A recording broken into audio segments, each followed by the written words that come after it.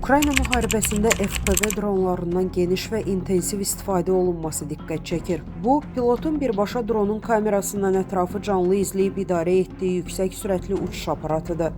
Ukrayna ordusu demək olar ki, hər bir Rus hərbçisini vurmaq üçün bir dron göndərir. Məlumata görə, hazırda Rusiya ordusunda bununla bağlı ciddi çaxnaşma yaşanır. Hərbçilər bu dronların qarşısını almağın mümkünsüz olduğunu bildirirlər.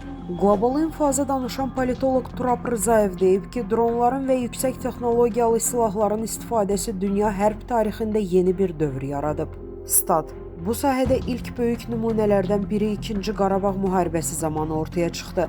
Azərbaycan ordusunun 44 günlük müharibədə dronlardan effektiv istifadə etməsi dünyada böyük maraq doğurdu. Daha sonra Türkiyənin də müxtəlif əməliyyatlarda dronlardan istifadə etdiyini gördük. Lakin Ukrayna savaşı dron müharibəsinə tamamilə yeni mərhələ əlavə etdi. Bu müharibədə Ukraynanın müxtəlif növ dronlardan istifadə etdiyi müşahidə olundu. Hətta bəzi mənbələrə görə həlak olan Rus əskərlərinin böyük hissəsi məhz dronlarla vurulub. Dron operatorları döyüş meydanında hədəfləri müəyyən edib zərbələr endirirlər. Statın sonu.